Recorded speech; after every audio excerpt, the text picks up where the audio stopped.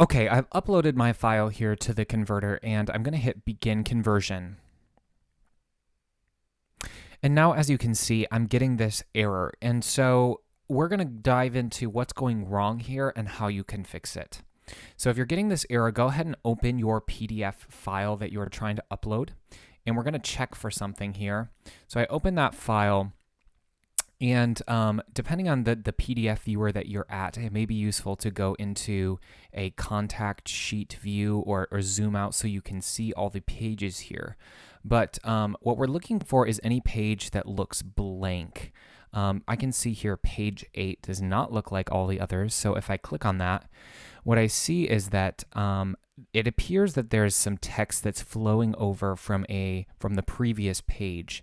And this can sometimes happen if we have a particular field in this breakdown that has so many elements or so much information in it that it actually is overflowing off the edge of the text field, and that is broken off into a new page, which is causing the converter to error.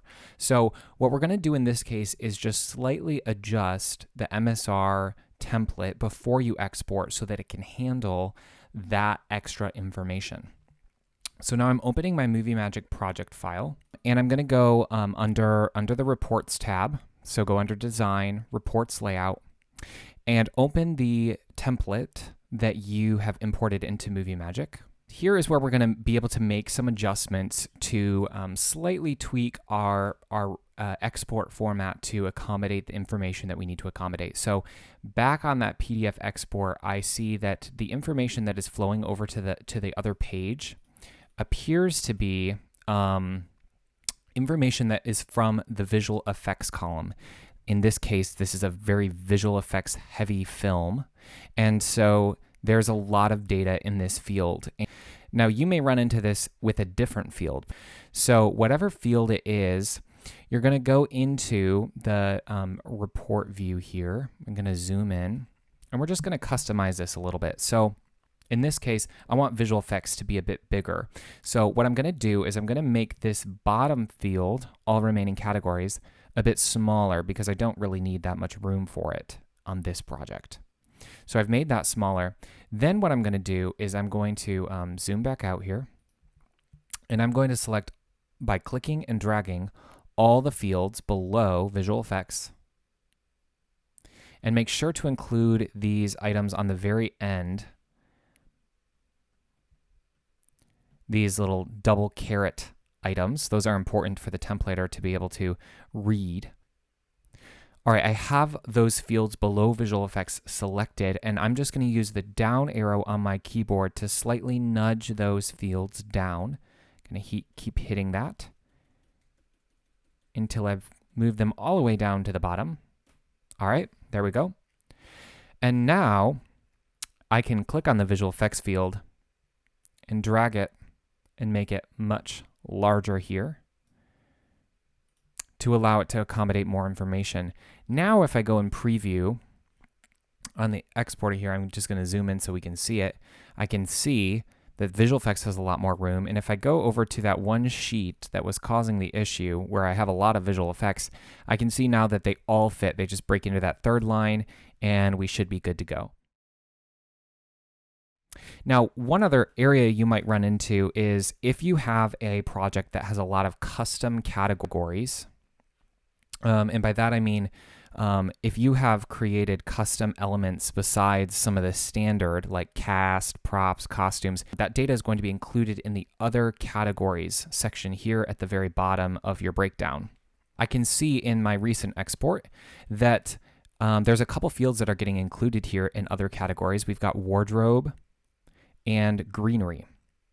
Now, you might be sort of surprised because these are relatively common categories, but what we realize here is when we scroll up that costumes is what has been used as the costume, the default costume tag. And this actually has to do with different versions of Movie Magic. In early versions of Movie Magic, columns had slightly different names, and they've adjusted some of those defaults over time.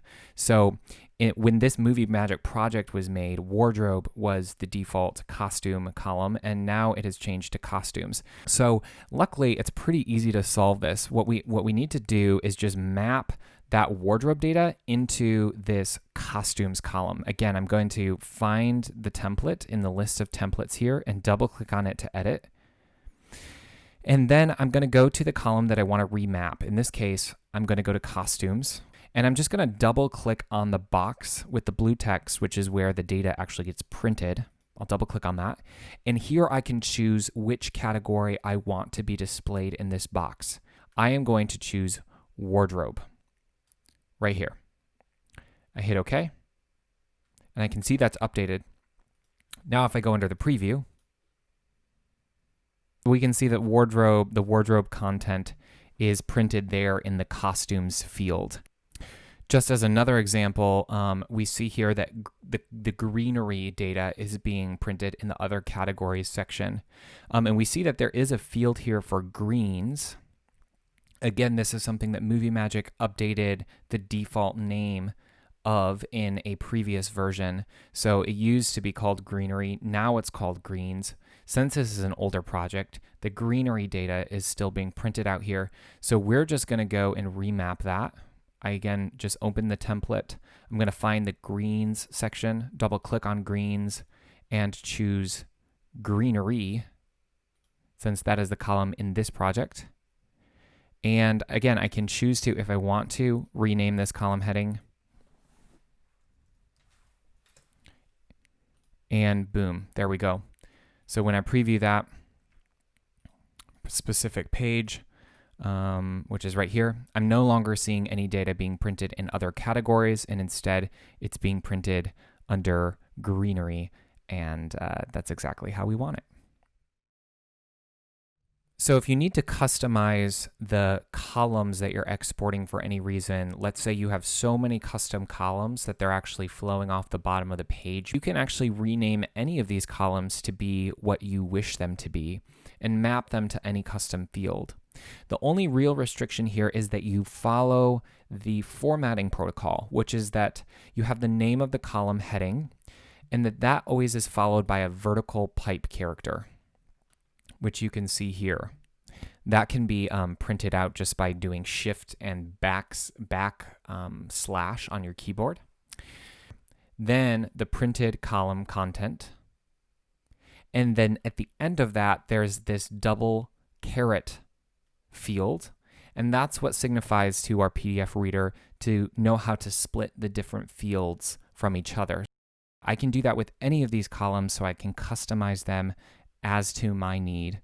The only restriction would just be that you leave this last column on the page to be the other categories column, and that selected in there is the all remaining categories option.